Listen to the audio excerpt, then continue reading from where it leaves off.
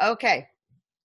In today's installment of the Women in Publishing Summit, I am bringing you Melissa Storm, who is a phenomenal person that you will find out, woman who has just got so much stuff going on. I don't know how we're going to even cover an eighth of it in this interview, but we're going to do our best. She is a mother first, and I love it that you put that in your bio, and everything else second. Writing is her way of showing her daughter just how beautiful life can be when you pay attention to the everyday wonders that surround us. I like that too. So, of course, Melissa's USA Today best-selling fiction is highly personal and often based on true stories. Now, I, as a side note, was really attracted to your fiction books because of the use of the butterfly and my experience and loss of my daughter, and the butterfly representing her. And you'd written some on loss, and the butterfly, just like, that's where I started with reading your books, actually.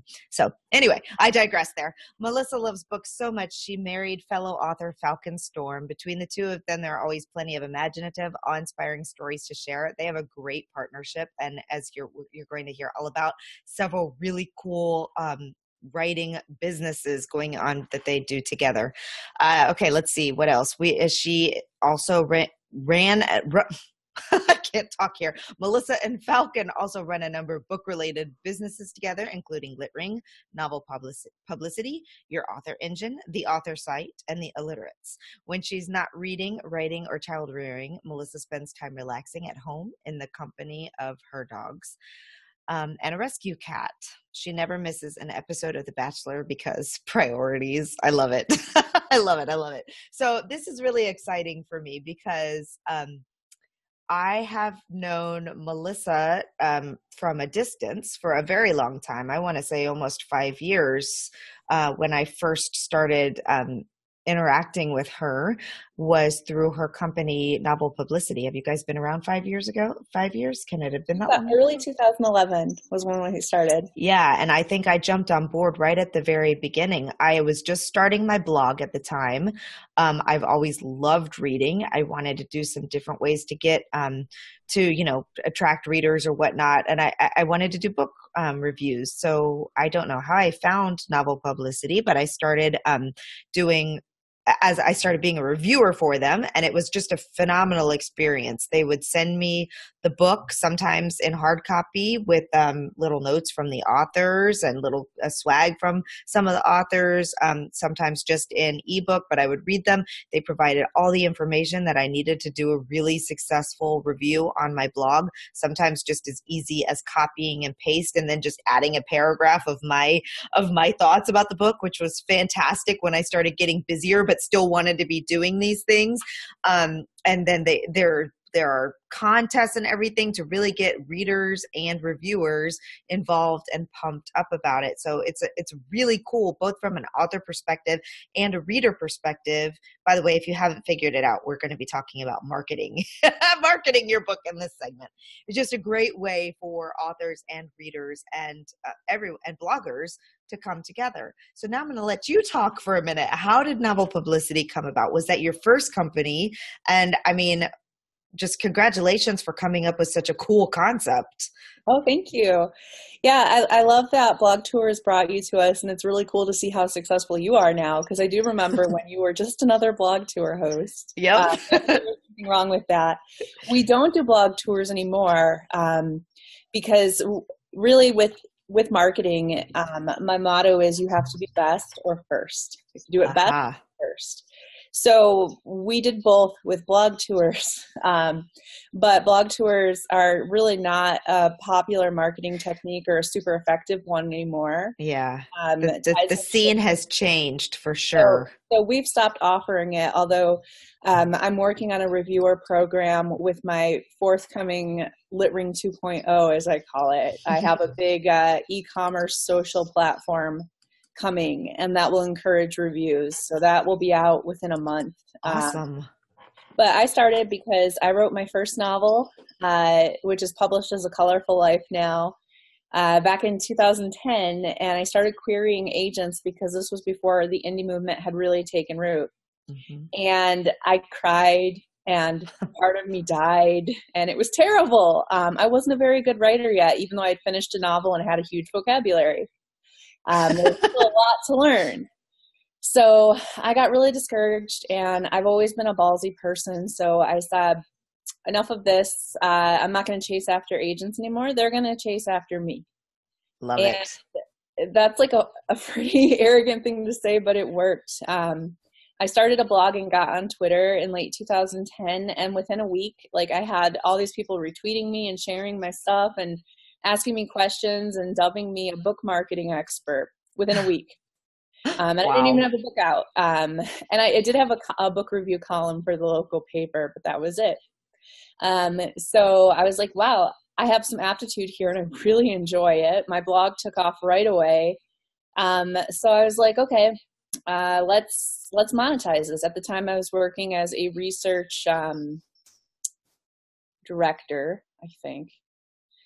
In research, I was the head of the research department for a translations company using my background in survey methodology. Wow. And that was like all nice enough, but I had always wanted to be a writer. Yeah, this was like 2 years after grad school. I went straight through. So I was like 24, 25 at the time. I'm 33 now. And yeah, that adds up. I was 25, 26.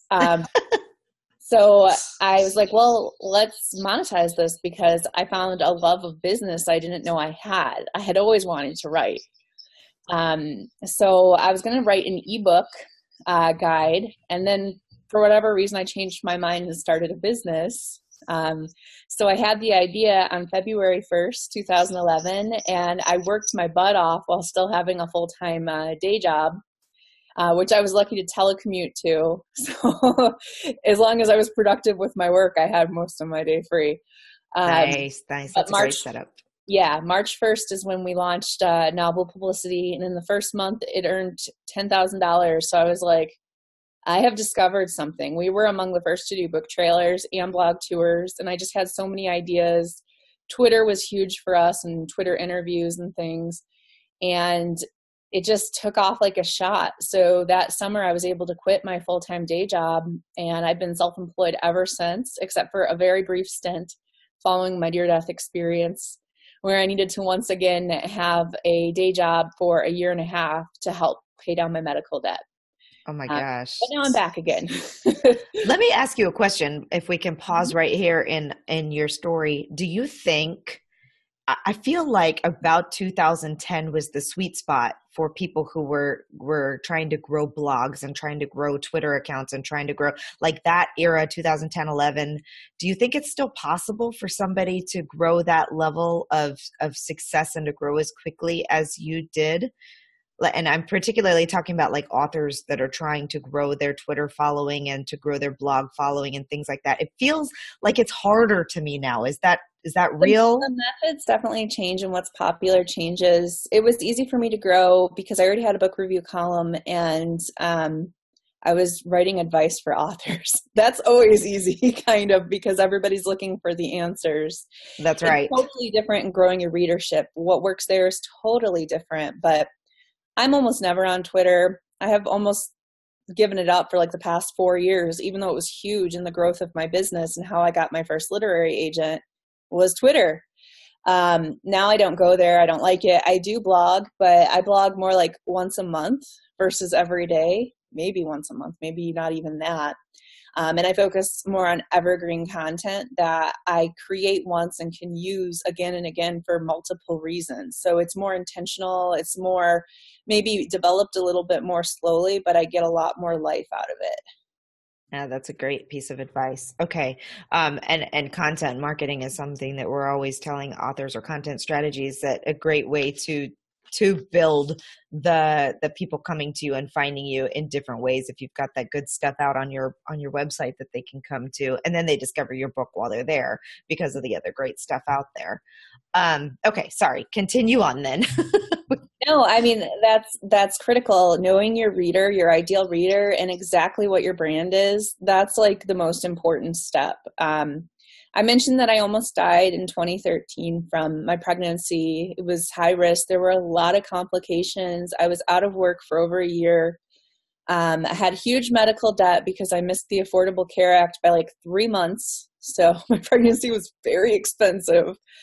And I couldn't write. I couldn't do anything. So I gave up writing for more than 2 years. And when I came back to it, I didn't want to write the same kind of stories anymore. I had been writing paranormal YA with really dark, twisty turns inspired by Nostradamus.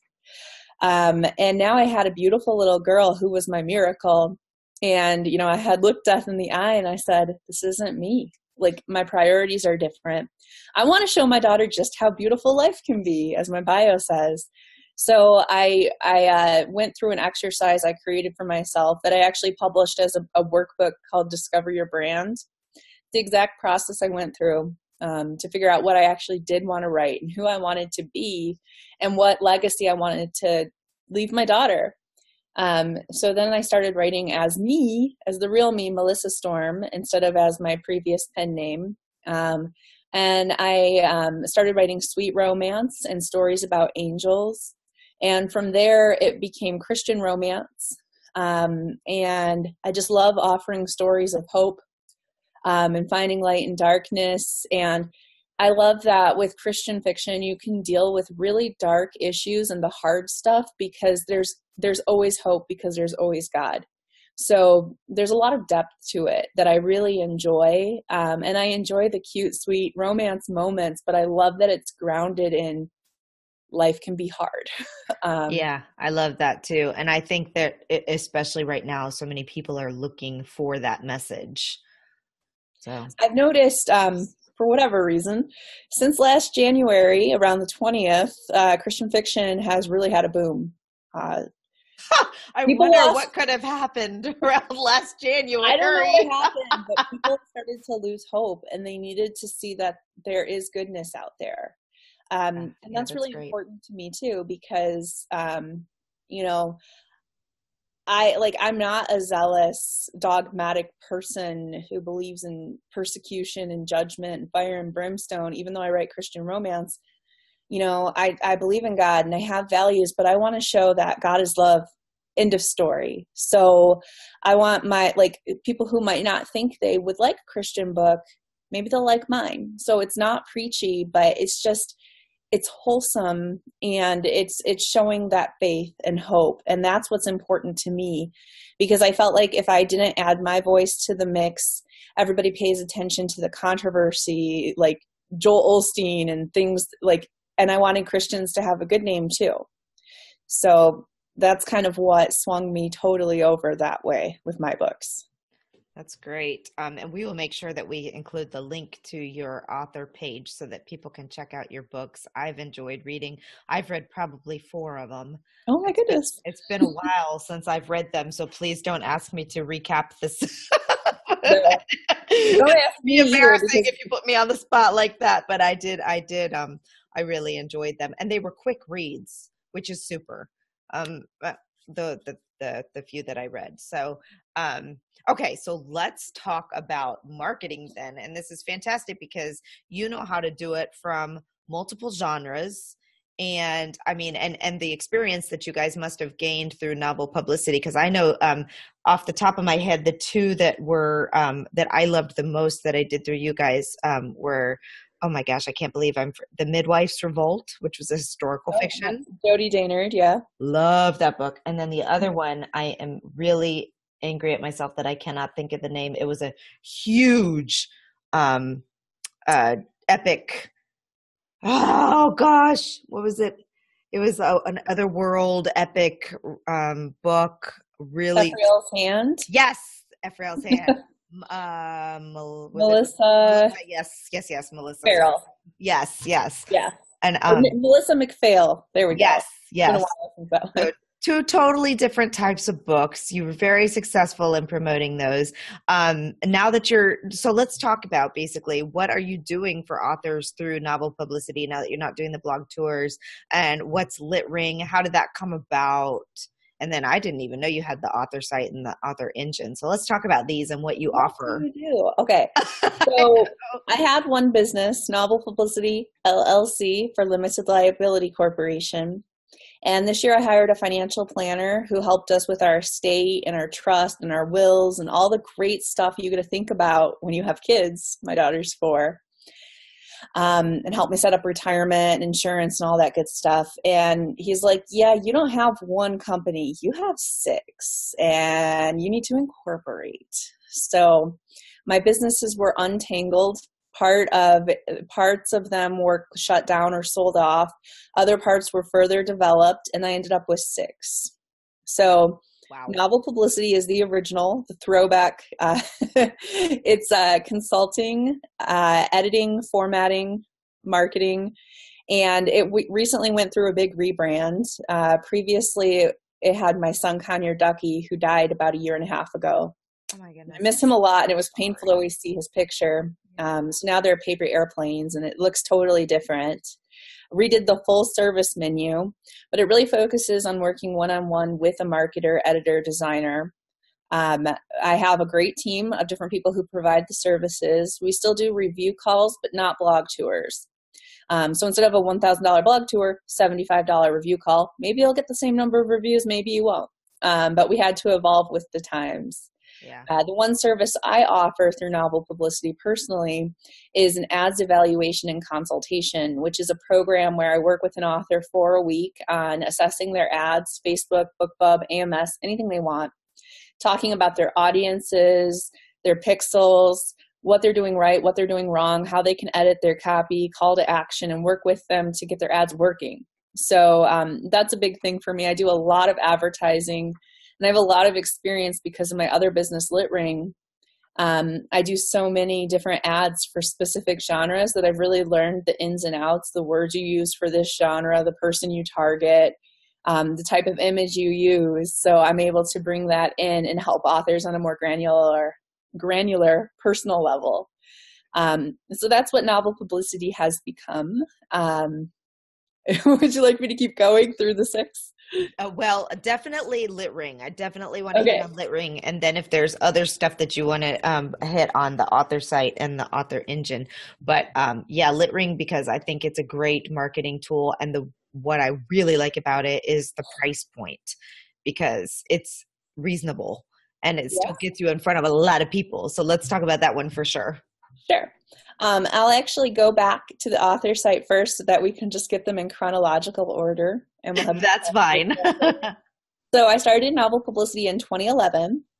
I started LitRing in 2016, the summer of 20s, or no, sorry, I'm talking about the author site.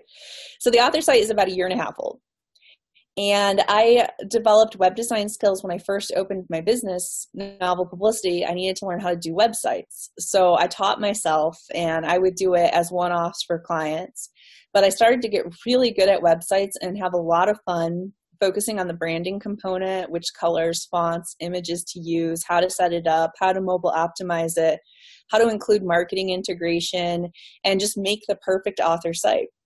And I started having big names like Barbara Freethy, Bella Andre, Marie Force, Maggie Shane all come to me to do their websites. So I was like, well, I have a business here. So the author site's actually my most profitable business. Obviously, it's a little bit more expensive to do websites. We have packages from $1,000 to $3,000, depending on how big the author is and how many books they have. But I love it so much. Now my husband is mostly running the author site because he loves it too, but I still get to do the branding piece because that's my favorite. So that's the author site. And then my next business I started was LitRing, and that opened January 1st, 2017. So it is just over 1 year old. And we have approximately 70,000 readers. So we've grown really fast. That's great. And crazy. I vet and scrub the list like crazy because I don't want a big list. I want a good list. Big is good, but good is better. Yes. So we have readers, instead of emailing nonstop, we email once or twice a week, and readers can choose their preferences.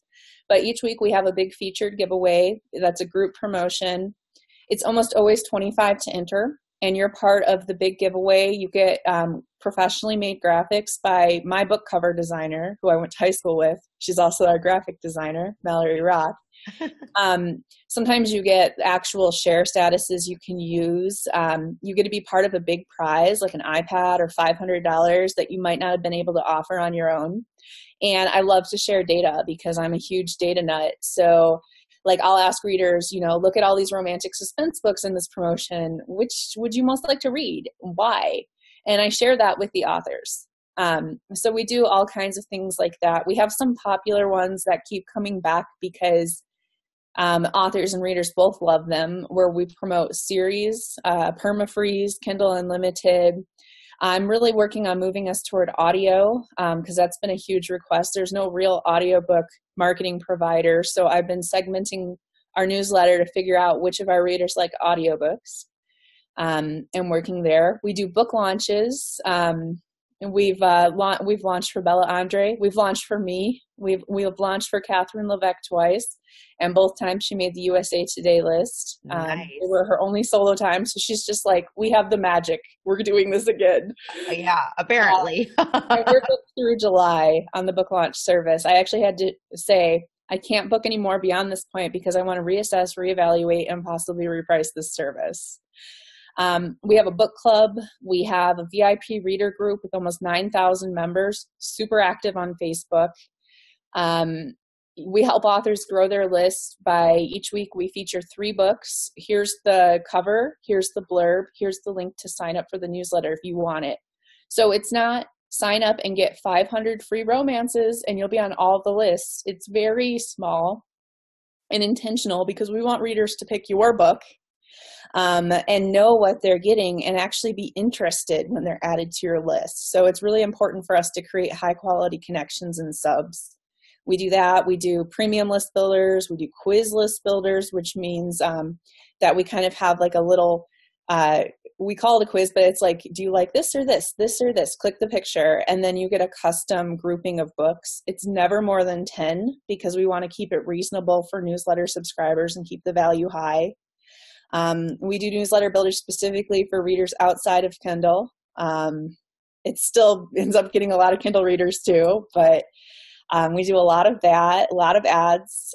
We boost books on our page. I love data, so we have huge pixel audiences. I know on the list of 70,000 readers, I know what device they use. I know what genres they like. I know how much they're willing to pay for books. I know how often they want to be emailed.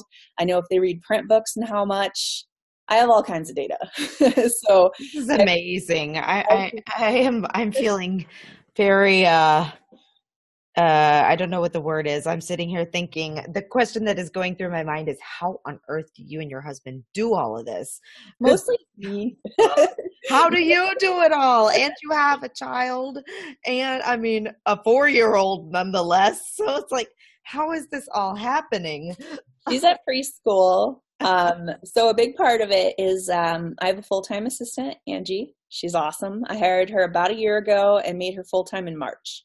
Awesome. So she's really trained. She helps do a lot of the day-to-day, set up newsletters, update websites, all kinds of things. Like, we keep her busy. Yeah. And I have another full-time and training assistant who's at about 10 hours a week now, but we're working toward 40. And I brought her in specifically to run LitRing. So she's running the social media and the VIP group, and she's training on how to set up giveaways. She's learning websites. She has some graphics skills, and she's going to be part of LitRing 2.0, the social e-commerce solution, which basically it enables authors to sell signed books, digital downloads, swag in their own custom storefront inexpensively and easily. So I've removed the barriers, in my opinion, to e-commerce because so many authors are interested in doing it, but how do I do this on my website? Oh crap, I have to buy expensive technology and figure out how to use it. I made it really easy. So depending on the plan, it's $8 to $15 a month, depending on if you get a year or a month at a time. Right. And authors keep all the money, and BookFunnel, the good people at BookFunnel are creating a direct integration for the site. So you don't even have to worry about the technology of delivery. And for international authors, we have a warehouse option where they can send us their books. That way they don't have to pay the super high cost of shipping to send things to fans or to sell in the store. And then in addition to all that, there's a social media community and component built around that, built on what we already have with LitRing, 70,000 on the newsletter, 9,000 in the Facebook group. Now there's a forum that lives on the site as well. There's a loyalty program, so if they're buying things through our store, They get points, and they can use that for discounts, which we fund, not the authors. For the Lit Ring giveaways, they can win gift cards to the store. So there's added promotion. So the other problem we're solving with Lit Ring 2.0, the social shop, is that if I build a store, how will people know it's there? We're going to help with that. So I'm really excited. I've been teasing it and doing some sneak previews, and people are really excited about it. So that's my next big business adventure. And luckily I didn't have to start a new company for it.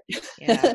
My financial planner allowed me to add it to Lit Ring since it made sense, because it's the same market.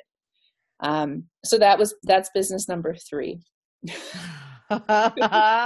Okay, and we continue. Oh my goodness.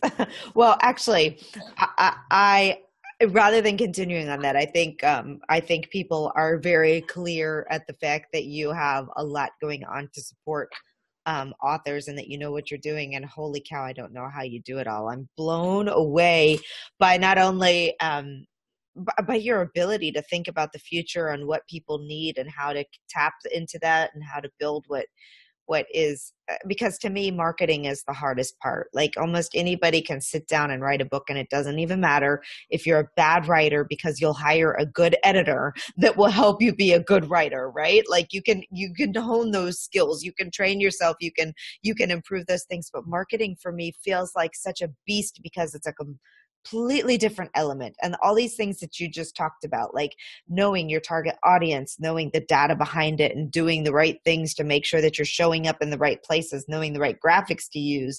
I mean, all of those types of things, like it's entire educations in each one of them.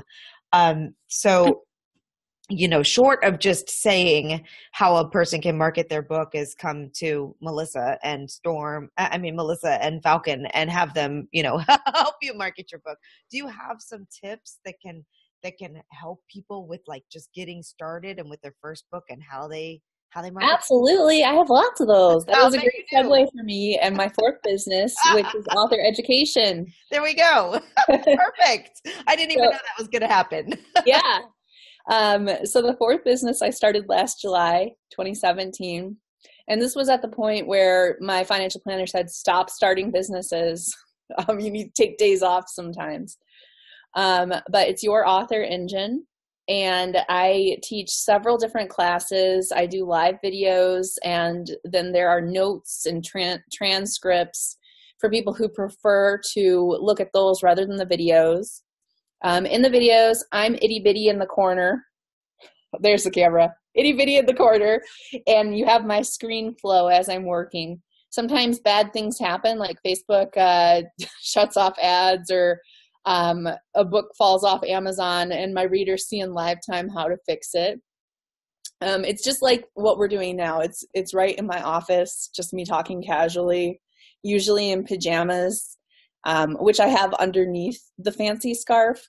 But I just, a little bit of everything. I have a Facebook ads class with probably 20 videos. So I go deep into audiences, pixels, the audience insights tool, how to set it up, power editor. I don't just say, here's how you do it, the basics. I say, here's how you do it all, and why you might need it, how you apply it to your brand.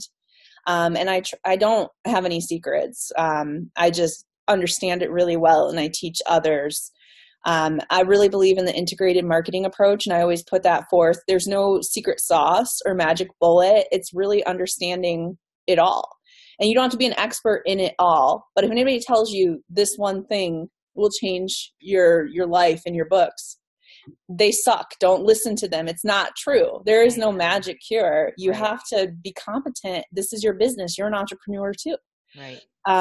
So I have courses on newsletter, Facebook ads, design, how to do videos, how to do ads, how to do book covers, how to do websites,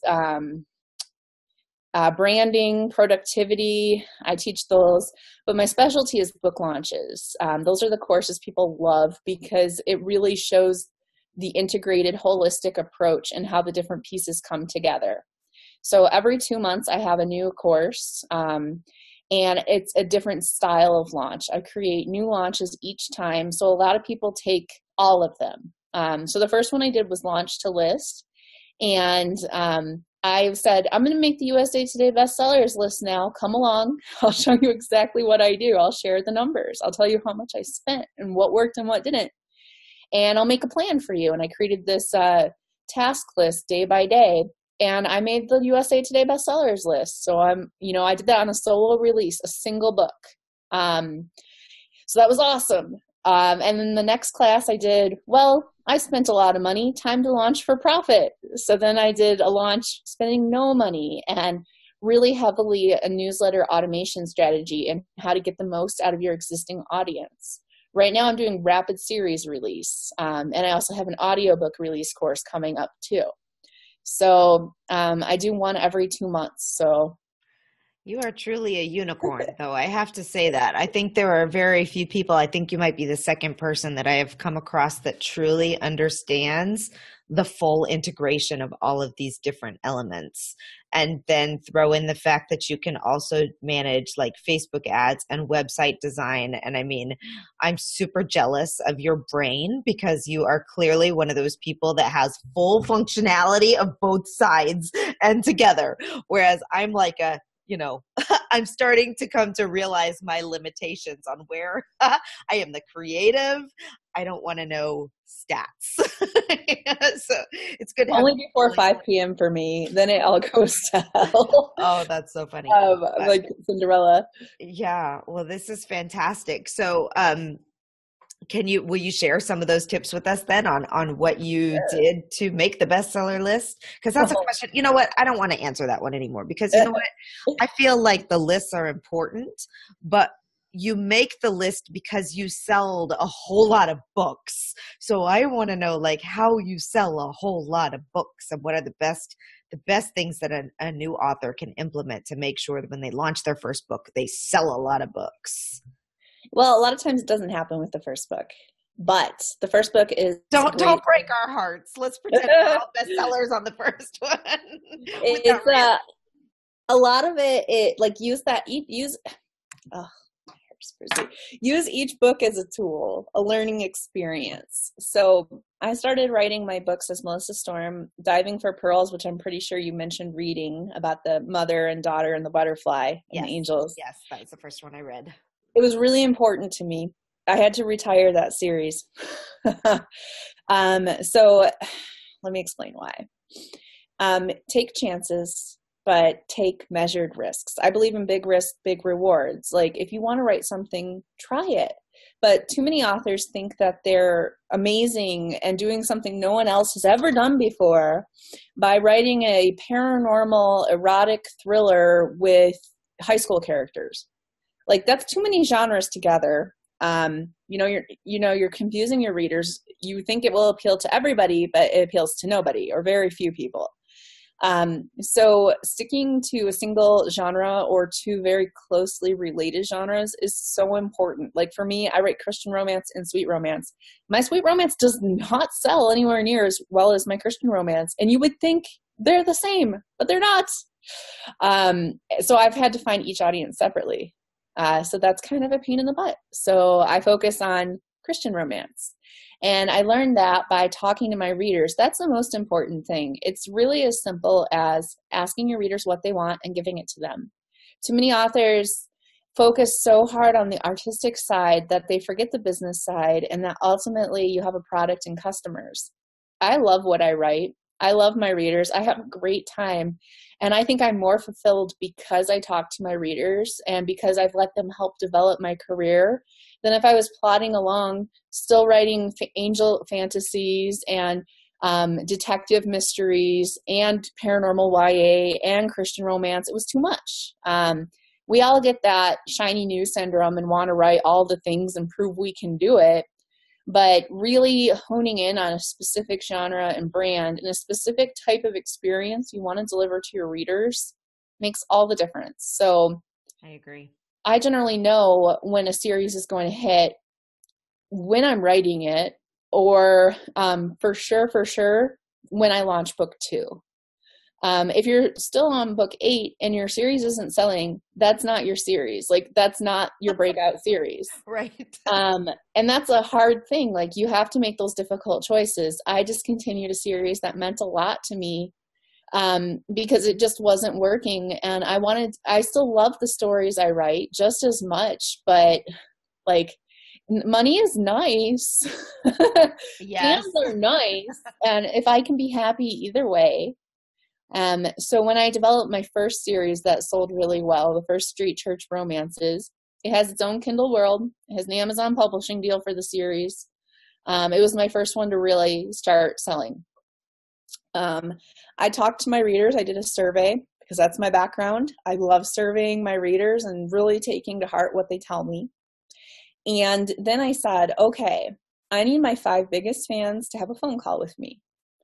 And I was so scared and hyperventilating because I'm a shy person, and it's weird to ask about yourself for an hour. But yes, absolutely. It was vital. I learned so much.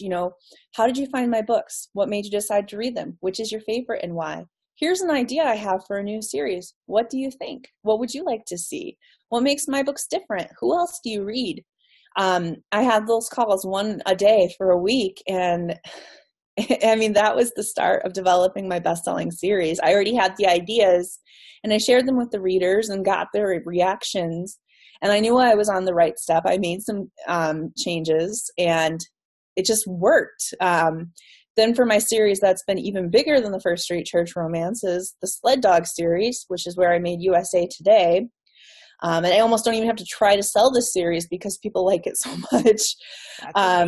I said, I said, okay, First Street Church Romances worked. People really like it. I have to hustle a bit to sell it, but it does sell versus my other stuff I can hustle and it doesn't sell. So I'm onto something. They like the Christian romance. Okay, because that was my first time doing Christian romance in full. What else have my readers told me they like? And then I said, of course, dogs. I have 5 dogs. I share them on social media more than my books. One of my dogs is going to be on a book cover. Nice. I share my dogs with my newsletter. One of my stories, it's a short story that I give to readers new to my newsletter called Angels in Our Lives, is about an angel golden retriever. My fans love that. I get so many notes about it. People share pictures of their dogs. They tell me about important dogs they had growing up. And I was like, we share this love of dogs. So I developed a series that had the parts people liked in my Christian romance series. And then I added the sled dog component. And I was fortunate that my husband used to be a junior musher in Alaska. So he could teach me about that stuff. So awesome. I launched that, and I also love fairy tales, and that's something I share with my daughter. And I also love classic literature like Jane Eyre. So I was like, what if I took a classic fairy tale and I took a classic work of literature and I mashed them together in a sled dog setting? So the first one was Jane Eyre and Beauty and the Beast, and people loved it. The second one just came out in December. That was Romeo and Juliet with the Little Mermaid. And the next one is Pride and Prejudice with Cinderella. And people really enjoyed that. And I'm like, okay, this series is awesome. And I write it so easily. It just flows out of me because it's like what I'm meant to write. Right. So then I said, okay, now I need to make an even better series because I'm learning with my readers with each new one. And it's not just about building my readership, because I've recently released a couple from my Sweet Romance series that doesn't sell very well. And it sells better than it did, but it still doesn't sell very well. I'll have a bump during release week and then it goes into obscurity, versus the sled dogs, they stay high. First Street stays high. So I said, okay, I need to take the First Street series and what people like about that, the Sled Dog series and what people like about that, and I'm going to create a new series inspired by my Chihuahua. So my next series is the Church Dogs of Charleston. So I'm combining the church and the community aspects in the small town with Chihuahuas. And they're going to be therapy dogs. And my Chihuahua is on one of the covers. So I'm very excited about that. She's like a small black speck, but still. So I'm really excited to see how that does. But I'm just having a great time. I'm finding out what my readers love. And it's not just about them buying the books and reading the books. It's about the types of messages I get. People are getting hope. They're reliving important experiences. They feel like they're coming home. Like, I love that. Yeah. I never got that as a paranormal YA author. Right, exactly. And you say you've made some really interesting points in that description of what's been going on too. And that is and one thing that I hope we can spend a couple minutes talking about too before we wrap up is list building, how important it is to actually build that list. But that's not the important part that you drew from it. The two important things that I got from that were how important it is to share yourself with your readers and how much they love it. And when people are looking at, when saying, what do I write about? What do I blog about? What do I tell people about? What do I post on social media? It's those kinds of things that help people really find you as an author and develop that relationship with you because of the similarities and things that they like. But then also utilizing your list to interact, to learn from your people, to share personal stuff and things like that. I mean, I think that those indirectly are mega ways, whether you're writing fiction or nonfiction or whatever you're doing, but building that relationship so that you know what it is that people really, really want. And I think it's fantastic that you've really looked at it and you haven't just said, I want to always write about angels and these wonderful things because that's what I want to write about. You didn't do that. You said, here's something else I can write about and it's what people want. And I like it even better. And exactly. So it's amazing. And those are things that people can't overlook in this whole process. Never stop communicating with your readers. You're not just selling at them. It's a dialogue. If you have that dialogue and you truly listen, and you're willing to make some compromises at first, writing to market, some people think it's a dirty word, but I love my books. I'm so proud of them. I have such a great time writing them. They're changing people's lives. Right. And it's awesome. And I wouldn't have gotten that if I kept writing the same old thing that nobody wanted to buy and read. Well, and why not? If we want to make a living as writers, we have to do the smart thing. I mean, you can either continue to write stuff that's not making money, or you can figure out how to make money writing it and love it at the same time. I mean, that's a win-win situation. It doesn't have to be an either or. It doesn't have to be I can focus on the art or the commercialism. You can write books that sell that you love to write and are proud to have written. I do. Right. Absolutely. That's so great. Okay, so before we wrap things up, would you be willing to just share a few tips with people on list building techniques so that they can start building that audience of people to engage with? Yes. So there's lots of easy things you can do. Make sure you have a subscribe page on your website in the main menu without a lot of clutter in the main menu. It should be a very simple, small list. Too many authors want to include everything to show they're important. But if you go to my website, melstorm.com, you'll see it's very stripped down. There's a lot of content, but it's so easy to navigate because I only have the most important things at the high level. So make sure you have a subscribe page. Get a plugin that allows you to have a subscriber ribbon. It will come across the top or the bottom in a thin line. Pop-ups are annoying. People hate them and they will hate you if you have a pop-up. But a ribbon just sits nice and flush and you can capture the organic traffic to your site. Now, if you're in a genre or you have the personality where blogging works really well for you, people will come to read that post and sign up, especially if you get one that goes viral, that people share a lot. This has been great for me as an inspirational author because I write articles about hope and mothering and just the types of things I write books about, and people come. That's my target audience. They see that strip, sign up and get a free book. They sign up. Mm-hmm. Give them a free book. Give a lead magnet. If you only have one book, don't give them a free book. Write a short story. Free chapter, maybe. Write a short story. My main lead magnet is that short story, Angels in Our Lives. It's 5,000 words. Mm-hmm. When you have a bigger series, you can give away book one. Don't just focus on getting them to download a free book or to buy a paid one. Focus on getting them to read it. That's the difference between what everybody else does and what you should be doing, what works.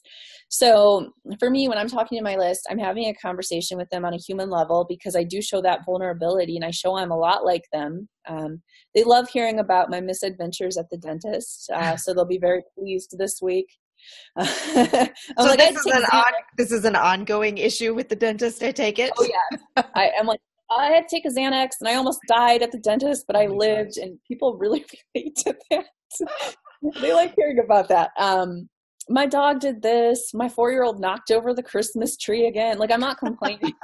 But they like that. They get a glimpse of, yeah, they get a glimpse of your world, and it makes them feel normal and you relatable. And that's important. Yeah. So focus on, when you have the subscribers, other ways you can get them is a link in the back of the book. Include it with your book list. Put it in the front, but Amazon opens to the first page of chapter 1. They'll probably miss it. So put it in the back too. Have that pop-up ribbon, have it integrated with your Facebook page. If you can only share one link, like if you're being interviewed by Alexa and you can only share one link, make it melstorm.com/gift to get 3 free books instead of just your main website. Right.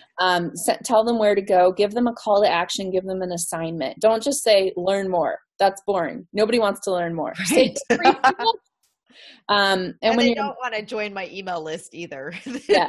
No. When you're messaging your readers, like I said, focus on why people read your books. What feeling do they want to get? If you're not sure, do a survey and ask them. Use the words they use to have a conversation with them. It makes you relatable.